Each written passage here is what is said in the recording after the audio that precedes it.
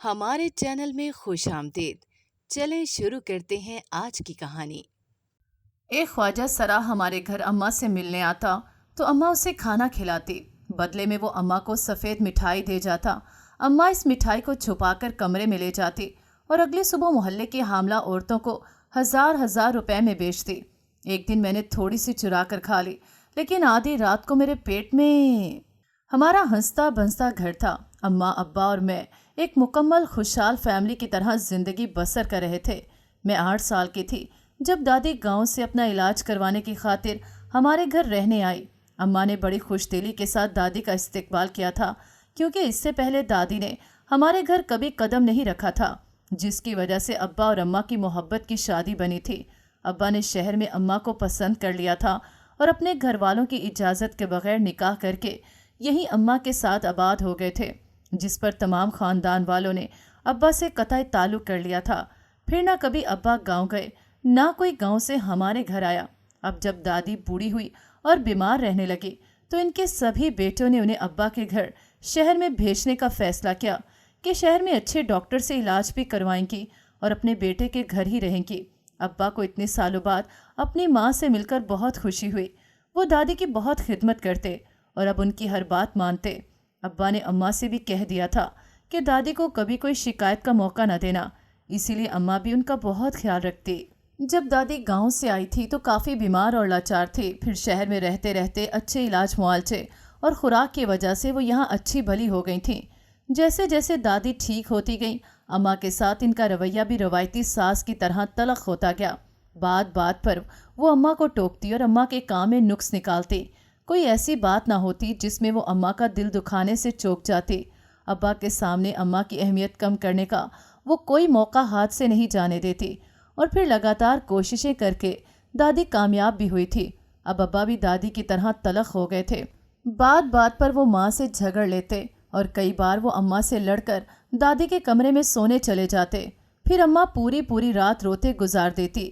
دیکھتے ہی دیکھتے اماں اور ابا میں کافی دوریاں آ چکی تھیں، اور پھر ایک دن ایک اور دڑار بن کر دادی کی وہ بھانجی بھی ہمارے گھر آ گئی، جو بچپن سے دادی نے ابا کے نام کر دی تھی اور وہ ابا کی منگیتر رہ چکی تھی۔ دادی کی ہمیشہ سے ہی اس لڑکی کو اپنی بہو بنانے کی خواہش تھی، اور نہ جانے کیا وجہ تھی کہ ابھی تک اس کی شادی بھی نہیں ہوئی تھی۔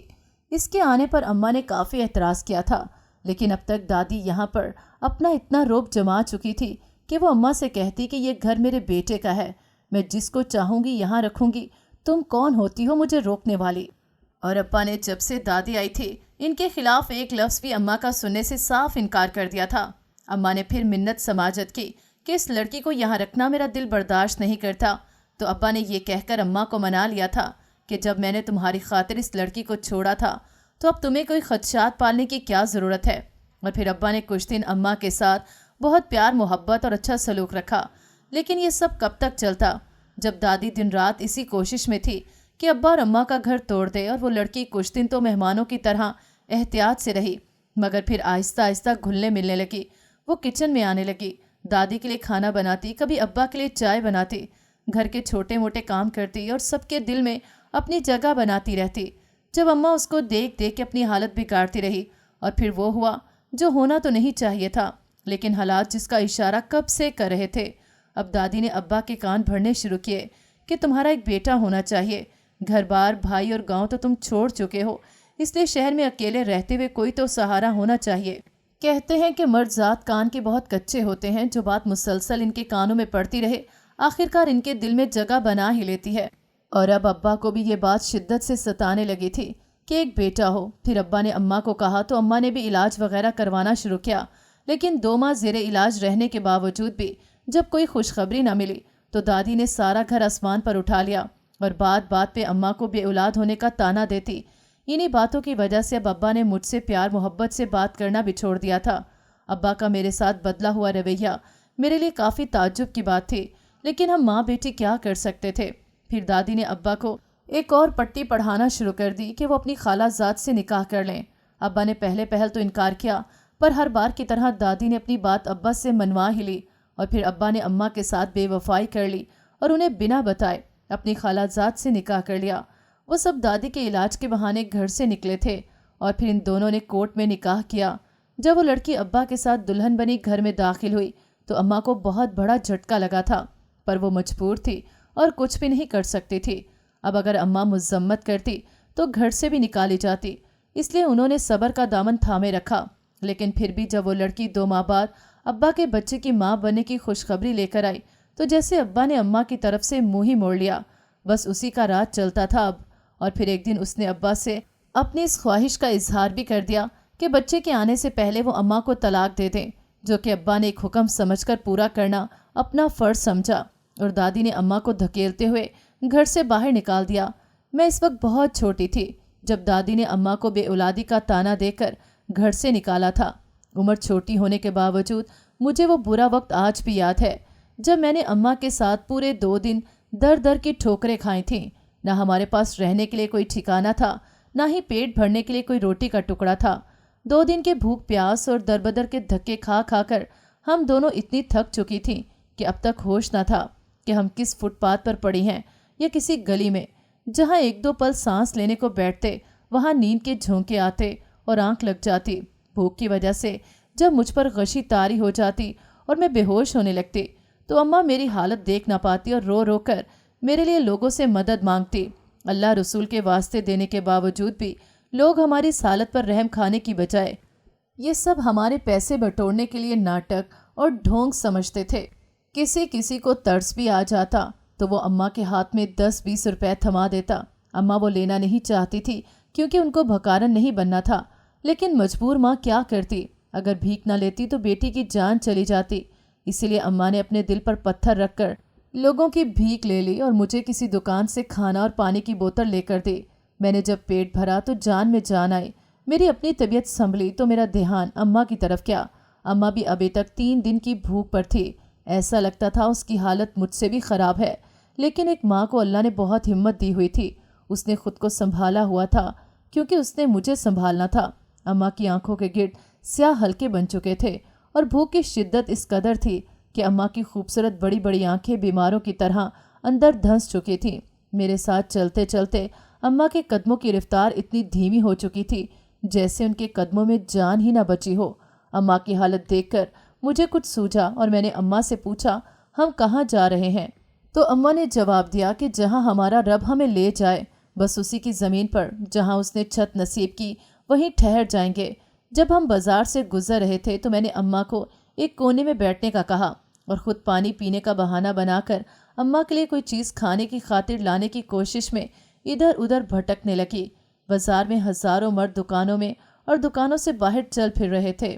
میں نے ایک کے بعد دوسرے اور اس کے بعد تیسرے چوتھے اور پھر نہ جانے کتنے لوگوں سے مدد مانگی، لیکن سب کے ایک جیسے جملے تھے کہ بغیرت لوگوں کو شرم نہیں آتی، ایسے دور میں بھی بچیوں کو مانگنے کے لیے بھیج دیتے ہیں۔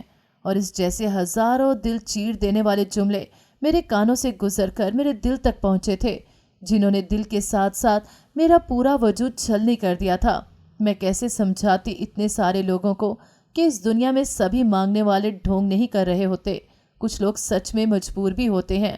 اللہ کا نام سن کر دے دیا کرو، جس طرح وہ رب العالمین یہ نہیں دیکھتا کہ جو تم کو دیا جا رہا ہے اس کے تم مستحق ہو یا نہیں۔ نہ جانے میرا کیسا امتحان تھا جب میں ایک دکان پر چڑھ کر گئی۔ وہاں طرح طرح کے کھانوں کی چیزوں کو دیکھ کر میں نے دکاندار سے صرف 10 روپے کی کوئی چیز مانگی تھی، جس پر اس نے مجھے ایسا دھکا مارا کہ میں دکان سے سیدھی نیچے جا گری۔ میرے گھٹنے پر شدید چوٹ لگی تھی، جس کا درد تو شدید تھا، لیکن پھر بھی میرے اس درد سے بہت کم محسوس ہو رہا تھا جو میں اپنی ماں کے لیے محسوس کر رہی تھی کہ میری ماں 3 دن سے بھوکی ہے۔ میں نے اٹھنا چاہا لیکن میں اپنی اس کوشش میں ناکام ہو گئی۔ میری ٹانگ چوٹ کی وجہ سے سن ہوئے جا رہی تھی۔ تبھی آس پاس سے گزرتے بے رحم لوگوں میں سے ایک رحم دل انسان آگے بڑھا اور مجھے سہارا دے کر اپنی ٹانگوں پر کھڑا کیا۔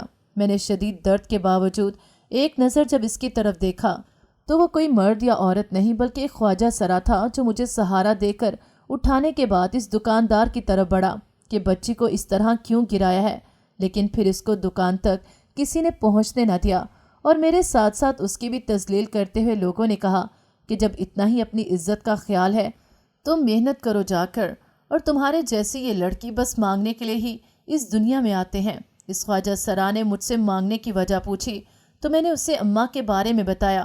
پھر اس نے مجھے کھانے کا کچھ سامان اپنی جیب سے پیسے نکال کر خرید دیا اور بولا جاؤ اپنی ماں کو کھلا دو۔ وہ مجھے چیزیں دے کر روانہ ہوا تو مجھے ایک بار پھر ویسی ہی بے بسی اس کو جاتے دیکھ کر محسوس ہوئی جیسی بے بسی اپنا گھر چھوڑ کر محسوس ہوئی تھی۔ جب اس نے مجھے سہارا دیا تھا تو ایک امید جاگی تھی کہ شاید اب کوئی ہمارا ساتھ دے گا، لیکن وہ چلا گیا۔ میں اس کو جاتے ہوئے دیکھتی رہی جب تک وہ بازار سے اوجھل ہو گیا۔ پھر میں نے ہوش سنبھالا اور اماں کی طرف دوڑی۔ میں اماں کے پاس پہنچی تو اس بازار کے شور و غل سے بے خبر اور غافل سو رہی تھی۔ میں نے اس کو جھنجھوڑا تاکہ وہ اٹھ جائے تو اماں نے آنکھ کھولی اور پھر میرے ہاتھ میں کھانے کی چیزیں دیکھ کر اس کی آنکھوں میں ایک چمک آ گئی۔ اماں نے پیٹ بھرا اور پھر میں نے اسے پانی کی بوتل تھما دی۔ وہ اس طرح پانی پینے لگی جیسے سالوں کی پیاسی تھی، اور پھر ہم دونوں ایک بار پھر اندیکھی منزل کی طرف روانہ ہوئے۔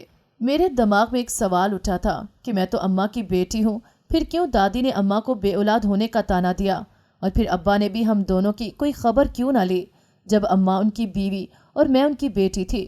لیکن میں نے سوچا تھا کہ اماں سے ابھی اس بارے میں کوئی بات نہیں کروں گی کیونکہ وہ پہلے سے اتنے دکھ جھیل رہی ہیں۔ میں ان کے زخم نہیں کریدنا چاہتی تھی۔ ہم بازار سے نکل کر ایک سڑک کے کنارے بیٹھے تھے جب میری نظر ایک بار پھر اسی خواجہ سرا کی طرف گئی، اور اب وہ دور سے چلتا ہوا ہماری طرف ہی آ رہا تھا۔ میری نظر اس پر پڑتے ہی جیسے ایک عجیب سا اطمینان ملا، اور پھر میرا اندازہ اور اطمینان حقیقت میں بدل گئے جب اس خواجہ سرا نے ہمارے پاس آ کر اماں سے کہا تھا کہ باجی آپ لوگ مجھے مانگنے والے تو نہیں لگتے، ضرور آپ کی کوئی مجبوری ہوگی جو گھر سے نکلی ہیں۔ تب اماں نے اس کو ہمارے ساتھ ہونے والے تمام مظالم بتائے، اور خواجہ سرا مجھے اور ماں کو اپنے گھر لے کر گیا۔ کبھی کبھی ایک تنکا بھی انسان کا سہارا بن جاتا ہے، اور ہمارے لیے بھی وہ کمزور ذات خواجہ سرا سہارا بن کے آیا تھا، جس کے اپنے پاس گھر کے نام پر صرف ایک ہی کمرہ موجود تھا، وہ بھی اس نے ہمیں رہنے کے لیے دے دیا۔ یہاں آ کر ہم خود کو محفوظ سمجھنے لگے تھے، لیکن اب بھی پیٹ بھرنے کے لیے ہمارے پاس کچھ بھی نہیں تھا۔ وہ خواجہ سرا اپنے گھر کی چابی دے کر خود چلا گیا تھا، اور جاتے جاتے کہا تھا کہ آپ لوگ بے فکر ہو کر یہاں رہ لیں، میں جب واپس آیا تو آپ سے ملوں گا، اگر نہ آیا تو آپ میری فکر مت کیجیے گا، کیونکہ میرا کوئی ایک ٹھکانہ نہیں ہے۔ اس کا گھر بس ایک خالی کمرہ تھا، اور اس کے ہی برابر چھوٹا سا صحن تھا۔ وہ ہمارے لیے اس وقت کسی جنت سے کم نہیں تھا، اور وہ خواجہ سرا کسی فرشتے کا روپ تھا جس نے ہمیں اتنا تحفظ فراہم کیا تھا۔ ایک دو دن وہاں رہ کر آخر اماں نے باہر نکل کر روزی روٹی کا انتظام کرنا تھا، اس لیے اگلے دن وہ اس پڑوس کے گھر میں کام کی تلاش کے لیے گئیں تو ایک گھر میں ان کو کام مل گیا جہاں انہیں جھاڑو پوچھا کرنا ہوتا تھا۔ جو بھی کرنا تھا اب ہماری روزی روٹی کا عزت کے ساتھ بندوبست ہو گیا تھا۔ ہم ماں بیٹی نے اللہ کا شکر ادا کیا جس نے محفوظ چھت اور پیٹ بھرنے کے لیے ذریعہ بنا دیا تھا، لیکن قسمت میں لکھی آزمائش اب بھی باقی تھی۔ ہمارے دکھوں نے یہاں پہنچ کر بھی ساتھ نہیں چھوڑا تھا۔ ایک دن صبح جاگے تو اماں کو بہت تیز بخار ہو رہا تھا، شاید یہ زیادہ کام کرنے کی وجہ سے ہوا تھا۔ اماں نے اپنے گھر میں کافی سکھ دیکھے تھے، ان کو اتنی تکلیفوں کی عادت نہیں تھی۔ اماں بخار کی وجہ سے اٹھنے لائق بھی نہیں تھی، تو آج میں نے سوچا کہ اماں کی جگہ کام پر چلی جاؤں گی۔ آج میں نے پہلی بار کسی کے گھر نوکرانی بن کر قدم رکھا تھا تو احساس ہوا میری ماں کس کرب سے گزری ہوگی جب راتوں رات وہ ایک عالی شان گھر کی مالکن سے نوکرانی کے عہدے پر آ گئی تھی۔ لیکن قسمت کا لکھا کون ٹال سکتا ہے۔ میں نے مالکن کے گھر کا کام نمٹایا اور وہاں سے کھانا لے کر اماں کے پاس پہنچی تو اماں کی طبیعت اب آرام کرنے کی وجہ سے کچھ بہتر ہو چکی تھی۔ میں نے سوچا آج اماں سے وہ حقیقت پوچھوں گی جو اس دن سے میرے دل میں تھی۔ جب سے ہم نے گھر چھوڑا تھا میں نے ہمت کر کے آج اماں سے سوال کیا تھا کہ اماں جب میں ابا اور تمہاری اولاد تھی تو دادی نے تمہیں بے اولاد ہونے کا طعنہ کیوں دیا تھا؟ ابا نے بھی ان سے نہیں کہا کہ میری بیٹی میری اولاد ہی تو ہے؟ تب اماں کے چہرے کا رنگ ایسے اڑا تھا جیسے میں نے کوئی ایسا راز پوچھ لیا ہو جو اماں مجھے بتانا نہیں چاہتی تھی، لیکن میں نے ٹھان لی تھی کہ اس بات کو طے تک جان لوں گی۔ پھر جو اماں نے بتایا وہ سب میرے لیے ناقابل یقین تھا۔ اماں نے بتایا کہ میں سچ میں ابا کی بیٹی نہیں تھی۔ ابا تو گاؤں سے شہر نوکری کی تلاش میں آئے تھے، اور جن کے ہاں ابا کو نوکری ملی تھی وہ اماں کے پہلے شوہر تھے، یعنی وہی میرے والد تھے، اور ابا فقط ان کے ملازم تھے۔ ابا کے پہلے شوہر اماں سے عمر میں کافی بڑے اور دولت مند انسان تھے۔ ان کی شادی جب اماں سے ہوئی تو اماں اس وقت کافی کم عمر تھیں۔ اماں نے بتایا کہ بڑی عمر کے شوہر کے ساتھ کبھی میرا دل لگا نہیں تھا، وہ شادی صرف اور صرف میرے والدین کی مرضی سے ہوئی تھی، لیکن پھر بھی قسمت کا لکھا جان کر میں نے اسے قبول کر لیا تھا۔ اس شوہر نے میرا بہت خیال رکھا، مجھے دنیا جہان کی ہر آسائش دے رکھی تھی۔ گھر میں لاتعداد نوکر چاکر تھے۔ صبح نیند سے جیسے اٹھتی تو میرے پاؤں زمین پر پڑتے ہی ملازماؤں کی لائنیں لگ جاتی تھیں، جو ہر وقت میری خدمت گزاری میں رہتے۔ میرے شوہر کبھی کسی ملک تو کبھی کسی ملک کام کے سلسلے میں جاتے رہتے۔ وہ کئی دن گھر نہ آتے۔ اتنی ساری سہولیات کے باوجود میں اکیلی گھر میں اداس ہو جاتی۔ ان کا میرے علاوہ کوئی آگے پیچھے نہیں تھا۔ وہ اپنے والدین کے اکلوتے تھے اور پھر والدین کے جانے کے بعد اکیلے رہ گئے تھے۔ دور دراز کے کچھ رشتہ دار تھے ان کے، جو مختلف ملکوں میں رہتے تھے، لیکن میں نے کبھی کسی کو نہیں دیکھا تھا۔ ایک مرتبہ ارسلان، جو اس وقت تمہارے والد کے ملازم تھے، کسی کام کے سلسلے میں ان سے ملنے گھر آئے تھے۔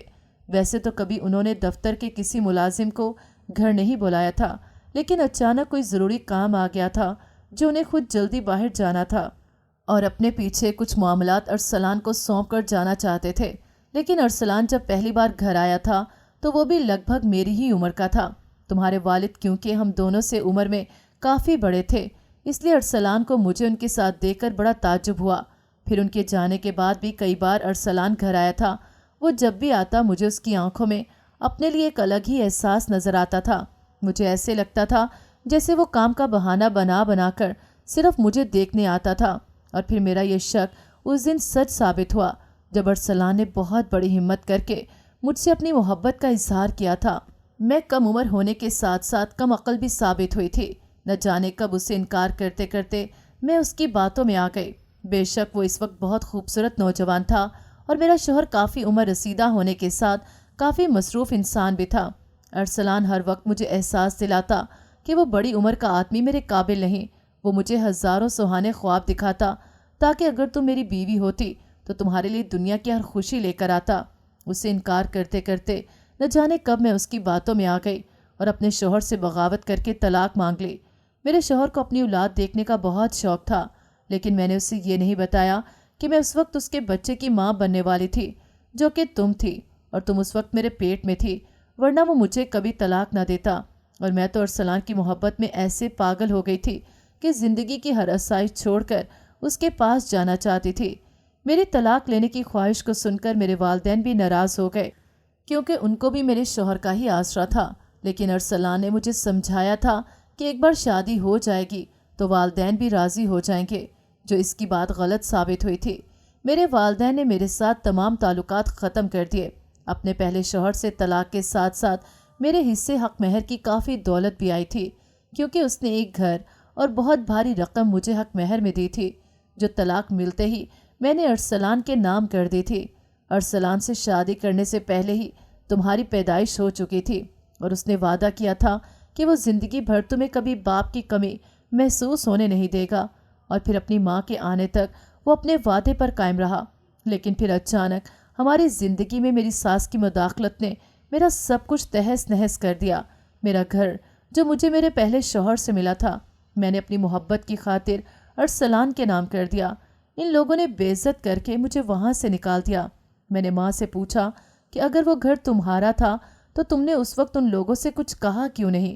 تو اماں نے بتایا، میں نہیں چاہتی تھی کہ یہ حقیقت تمہارے سامنے کھلے، لیکن میں اکیلے میں ارسلان سے بہت بار کہہ چکی تھی کہ یہ گھر میرا ہے۔ میری مرضی کے خلاف تم اپنی ماں اور اس کی بھانجی کو کیسے اس گھر میں رکھ سکتے ہو؟ اس نے اپنی مکاری اسی دن دکھا دی تھی اور جواب دیا تھا کہ یہ گھر تمہارا تھا، لیکن اب یہ گھر میرے نام ہے اور میرا ہے۔ میں اکیلی کمزور اور لاچار عورت اس مکار آدمی کا مقابلہ کرنے کی ہمت نہیں رکھتی تھی، اس لیے اس کی دوسری شادی کرنے پر بھی صبر کا گھونٹ بھر لیا، لیکن وہ اتنا ذلیل انسان نکلا کہ مجھے کہیں کا نہ چھوڑا۔ میں نے اس کی خاطر اپنا قدردان شوہر چھوڑا، اپنی ہر آسائش زندگی کو الوداع کہا اور اپنے والدین کی ناراضگی اٹھائی، پھر اپنی تمام تر ملکیت اس کے نام کر دی۔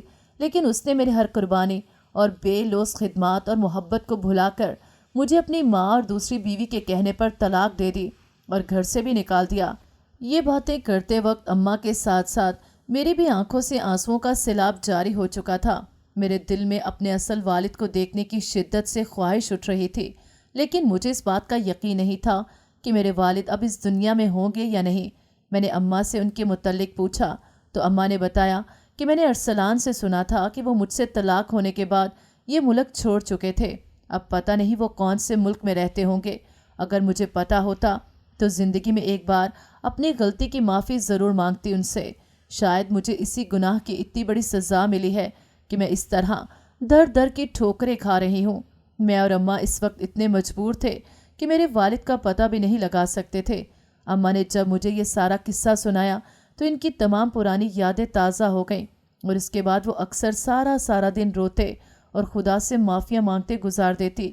ان کی طبیعت بھی مسلسل خراب رہنے لگی تھی۔ تب سے میں ہی اس گھر کا کام کرنے جاتی تھی جہاں اماں نے نوکری کرنا شروع کی تھی، لیکن اب میرے دل میں دن رات یہی خیال رہتا کہ کاش مجھے اپنے والد مل جائیں اور میں باقی کی زندگی ان کے ساتھ گزاروں۔ دیکھتے دیکھتے دکھ ہو یا سکھ، وقت گزرتا رہا اور میں اسی گھر کے کام کرتے کرتے جوان ہو گئی۔ میری مالکن کا ایک بیٹا اور ایک بیٹی تھے جو دونوں کہیں باہر پڑھتے تھے۔ کبھی کبھی چھٹیوں میں وہ گھر آتے تھے، لیکن اب وہ اپنی پڑھائی مکمل کر کے آنے والے تھے، جس کے لیے مالکن نے بہت بڑی تقریب کا انتظام کیا ہوا تھا، جس کے لیے انہوں نے اماں کو اور مجھے بھی دعوت دی تھی۔ ہم لوگ ویسے تو غریب تھے اور ان کی تقریبات میں بڑے بڑے لوگ ہی شامل ہوتے تھے، لیکن ہم نے ان کے گھر سالوں تک کام کیا تھا۔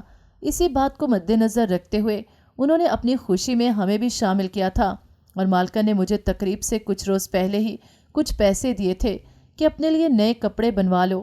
میں نے ایک اچھا سا جوڑا خریدا تھا اور اس دن تقریب میں پہنا تھا۔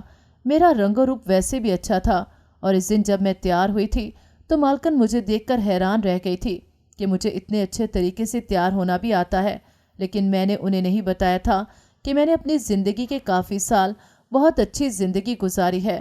وہ مجھے بس پیدائشی غریب اور لاوارثی سمجھتی تھیں۔ محفل میں تمام مہمان آ چکے تھے۔ میں بھی اپنی ماں کے ساتھ ایک کونے میں کرسی پر بیٹھی تھی۔ جب مالکن کے بیٹے نے پاس سے گزرتے وقت مجھے دیکھا تھا تو تھوڑی دیر ٹھہر کر مجھے دیکھتا ہی رہ گیا۔ مجھے اس کا اس طرح دیکھنا بہت عجیب لگا۔ مجھے الجھن ہونے لگی تھی کیونکہ پوری محفل میں بار بار اس کی نظر میری طرف ہی جا رہی تھی۔ اور پھر میں نے اماں سے کہا تھا کہ گھر چلتے ہیں۔ ہمارا گھر کیونکہ اسی محلے میں پاس ہی تھا تو ہم دونوں مالکن کو بنا بتائے وہاں سے چلے آئے تھے۔ پھر مالکن نے نہ جانے کب یہ محسوس کیا کہ ہم دونوں وہاں موجود نہیں ہیں تو انہوں نے ہمارے لیے گھر ہی کھانا بھجوا دیا۔ اگلے دن پھر جب میں کام پر گئی تو مالکن نے اس بات کی شکایت کی تھی کہ بنا بتائے اور بغیر کھانا کھائے محفل سے کیوں چلے گئے، لیکن میرے پاس ان کی باتوں کا کوئی جواب نہیں تھا۔ میں انہیں کیا بتاتی؟ میں نے تو ابھی تک اپنی ماں کو بھی نہیں بتایا تھا کہ میں نے مالکن کے بیٹے کی نظروں میں اپنے لیے چاہت دیکھی تھی۔ اب مجھے وہاں کام کرتے بھی محسوس ہوتا تھا کہ وہ صرف مجھے ہی دیکھتا رہتا ہے، لیکن میں ہمیشہ ان کی نظروں سے بچ کر ہی رہنے کی کوشش کرتی تھی۔ آخر میں ان کی نوکرانی تھی۔ اگر ان کو پسند آ بھی جاتی تو ان کے خاندان والے شاید مجھے قبول نہ کرتے، اور پھر میری تو زندگی کا مقصد ہی کچھ اور تھا۔ مجھے ابھی اپنے والد کو تلاش کرنا تھا۔ ایک دن حسب معمول میں ان کے گھر کام پر گئی تو مالکن کہیں رشتہ داروں کی فوتگی میں گئی ہوئی تھی۔ مجھے اکیلے گھر میں کام کرنے میں بہت گھبراہٹ محسوس ہو رہی تھی، لیکن کام کرنا بھی ضروری تھا، اس لیے جلدی جلدی کام ختم کرنے لگی۔ لیکن جلد بازی کا انجام ہمیشہ ہی غلط نکلتا ہے۔ میرے ساتھ بھی اس دن ایسا ہی ہوا تھا۔ میں برتن دھونے گئی تو جلد بازی میں مجھ سے ایک شیشے کا گلاس گر کر ٹوٹ گیا، جس کی آواز سن کر چھوٹے صاحب کچن کی طرف ہی آ گئے، اور ان کو دیکھ کر تو ویسے بھی میرے ہوش خطا ہو جاتے تھے۔ میں گھبرا گئی اور جلدی جلدی سے گلاس کے ٹوٹے ہوئے شیشے سمیٹنے لگی۔ وہ بس کچن کے دروازے سے باہر کھڑے مجھے دیکھ رہے تھے۔ میں کبھی ٹوٹے ہوئے شیشے کی طرف دیکھتی، کبھی چھوٹے صاحب کی طرف دیکھتی۔ اسی دوران چھوٹے صاحب کی طرف دیکھتے میرا ہاتھ ٹوٹے ہوئے شیشے پر لگا اور زخم بن گیا۔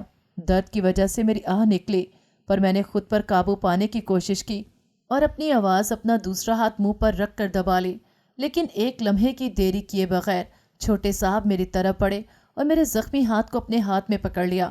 وہ مجھ پر بہت غصہ ہو کر مجھے ڈانٹنے لگے کہ پاگل لڑکی، کتنا گہرا زخم کر دیا اپنے ہاتھ پر، کچھ ہوش بھی ہے تمہیں؟ وہ میرا ہاتھ تھامے مجھے اپنے ساتھ ہال تک لے کر آئے، مجھے صوفے پر بٹھایا اور خود فرسٹ ایڈ باکس لینے چلے گئے۔ میں بس حیرانی اور پریشانی کی حالت میں آنکھیں پھاڑے انہیں دیکھے جا رہی تھی۔ مجھے یہ احساس بری طرح ستا رہا تھا کہ میری تکلیف پر مجھ سے زیادہ پریشان وہ ہو گئے ہیں۔ اتنی توجہ مجھے کبھی ملی نہیں تھی۔ اب تو اپنے ہاتھ کے زخم سے اور اس سے ہونے والی تکلیف سے بے خبر मैं पागलों की तरह छोटे साहब को घूरे जा रही थी, जो फर्स्ट एड बॉक्स न मिलने पर यहाँ से वहाँ बेचैन तड़प रहे थे और कभी आकर मेरा हाथ अपने हाथ में लेकर देख रहे थे। हालांकि मुझे पता था कि फर्स्ट एड बॉक्स तो सामने द्रास में पड़ा था, लेकिन मैं उनको बताना ही भूल गई थी। जब उन्होंने मुझसे पूछा, मैं इतने वक्त के बाद घर आया हूँ, मुझे नहीं पता कि अम्मी ने फर्स्ट एड बॉक्स कहाँ रखा है। तुम तो यहाँ हर रोज़ आती हो, क्या तुम्हें पता है? तो मैंने इस दराज की तरफ इशारा किया जहाँ फर्स्ट एड बॉक्स रखा हुआ था। उन्होंने जल्दी से दराज खोली और फर्स्ट एड बॉक्स लेकर मेरी तरफ बढ़े और बोले, तुम पागल हो, इतनी देर से दर्द बर्दाश्त कर रही हो, लेकिन पता होते हुए भी बताया नहीं। जल्दी जल्दी से उन्होंने मेरा हाथ साफ किया और पट्टी कर दी। और इसी दौरान आज पहली बार मुझे अपने दिल में उनके लिए पैदा मोहब्बत का एहसास हो चुका था, और इनकी नज़रों में अपने लिए बेपनाह मोहब्बत तो मैं पहले ही देख चुकी थी। जब वो मेरी मरहम पट्टी से फारिग हुए तो मैं उनके सामने सोफे पर बैठी हुई उन्हीं को देख ही जा रही थी। वो बिल्कुल मेरे सामने ज़मीन पर बैठे मेरी आंखों में देखते हुए बोले कि पागल लड़की, तुम नहीं जानती, जब तुम्हें कुछ होता है तो तुम्हारी तकलीफ बढ़कर किसी और को तकलीफ पहुंचती है। मैंने मुस्कुराकर जवाब दिया था कि ये भला कैसे हो सकता है कि मुझे मालूम ना हो। मैंने तो इस बात का अंदाज़ा उसी दिन से लगा लिया था जब आपने पहली बार इस महफिल में मुझे देखा था। मेरे इस जवाब पर उन्होंने हंसते हुए थोड़ा शर्माते हुए सर झुका लिया था और फिर अगले ही पल हम दोनों की हंसी निकल गई थी। आज ज़िंदगी में पहली बार मैं खुल के हंस पाई थी। मोहब्बत का एहसास कितना खूबसूरत होता है आज मैंने महसूस कर लिया था। मुझे ऐसा लगा था जैसे इस एक पल में ही मैंने ज़िंदगी भर की खुशियाँ हासिल कर ली हों। चाहे जाने का एहसास कितना प्यारा होता है। मैं वहीं बैठी रही थी और छोटे साहब ने पहले किचन से वो टूटे हुए शीशे समेटे और फिर मेरे और अपने लिए चाय बनाकर लाए थे। उनकी इस बात पर मैंने हैरान होकर बोला था कि आपने क्यों तकलीफ़ की, मुझे कहते, मैं चाय बनाकर लाती। आप मेरे मालिक हैं और मैं आपके घर की मुलाजमा। इस बात पर वो खफा होकर बोले कि पागल लड़की, फिर कभी मेरे सामने खुद को मुलाजमा नहीं बोलना। मैं बहुत जल्द तुम्हें इस घर की मलका बनाना चाहता हूँ और गुलामी मेरा काम होगा मैडम जी।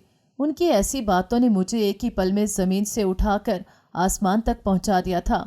इस दिन हमने बहुत सारी मोहब्बत की बातें, कस्में और वादे किए।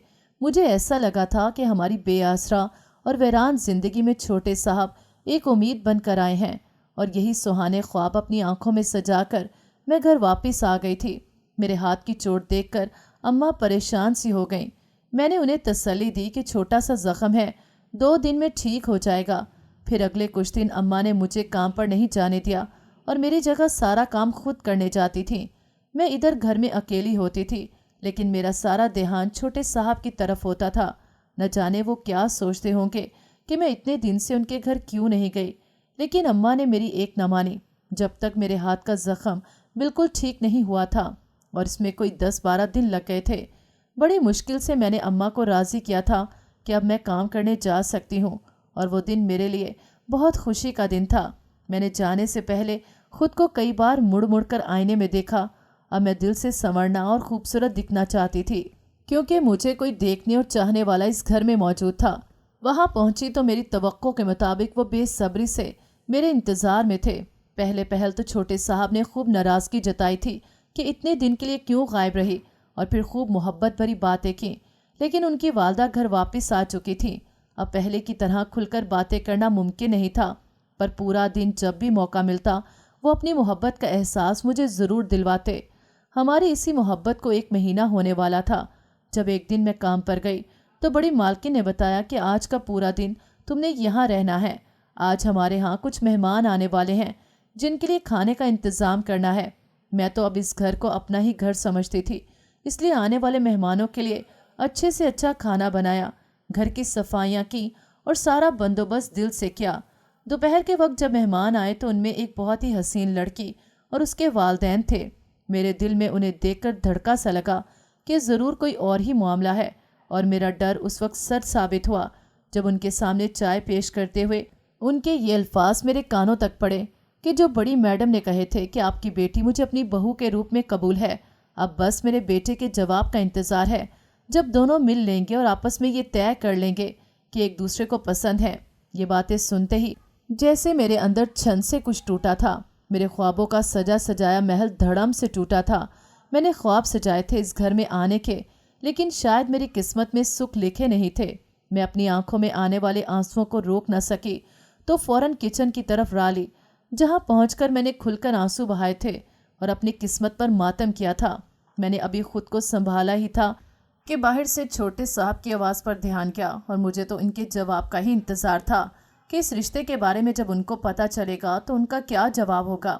मैं किचन के दरवाजे पर ही आकर खड़ी हो गई और इन सब लोगों के दरमियान होने वाली बातें सुनना चाहती थी। छोटे साहब जो किसी से मोबाइल पर बात करते हुए घर में दाखिल हुए थे, सबसे पहले उन्होंने किचन के दरवाजे पर खड़े मुझे ही देखा था और हमेशा की तरह मेरी तरफ देखते मुस्कुराए थे, लेकिन उनका ध्यान मेरी लाल आंखों पर पड़ता इससे पहले हॉल में बैठी अपनी वालदा की आवाज़ की तरफ गया, जिन्होंने उसे देखते ही मेहमानों से कहा था कि ले जनाब, जिसका इंतज़ार था वो भी आ गया। छोटे साहब बहुत खुश इखलाकी से मेहमानों से मिले थे। फिर अगले ही पल इनकी वालदा ने उन्हें बताया था कि ये हमारे रिश्तेदार और इस शहर की बहुत बड़ी हस्ती हैं जो आपके लिए अपनी बेटी का रिश्ता लेकर आए हैं। अब वो घड़ी थी जिसका जवाब सुनने का मुझे बेचैनी से इंतज़ार था और मैं अपनी आंखें तक झपकना भूल गई।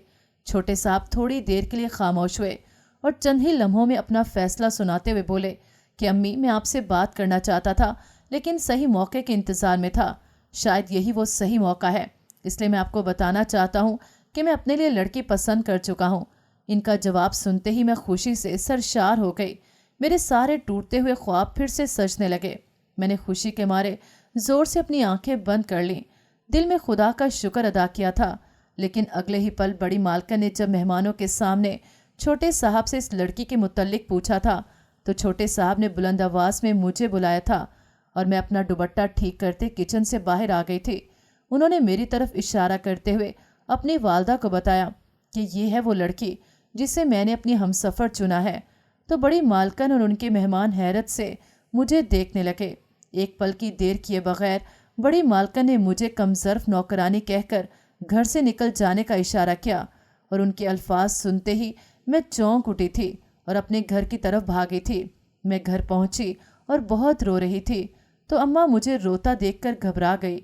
अम्मा ने मुझसे रोने की वजह पूछी तो मेरे बताने की हिम्मत नहीं हो रही थी, लेकिन अम्मा के बहुत ज़्यादा इसरार पर मैंने उन्हें सारी हकीकत बताई, जिस पर अम्मा ने भी बहुत ज़्यादा नाराज़गी का इजहार किया और बोली थी कि मालिक और नौकर का कोई जोड़ नहीं होता।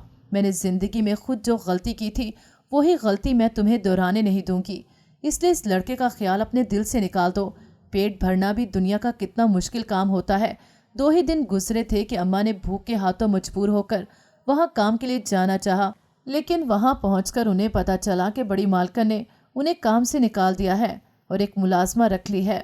अम्मा को वहाँ से निकालने के बाद हमारे घर के हालात बहुत तंग होने लगे, क्योंकि जब से यहाँ आए थे हमारे घर का खर्चा इन्हीं की नौकरी से चलता था और कोई आसरा नहीं था। लेकिन अब ये एक वाहिद आसरा भी ख़त्म हो चुका था। घर में फाके होने लगे थे। मुझे अपनी माँ की हालत देखकर अपनी इस मोहब्बत करने के गुनाह पर बहुत पछतावा हो रहा था, लेकिन दिल के किसी कोने में अब भी छोटे साहब के लिए मोहब्बत जिंदा थी।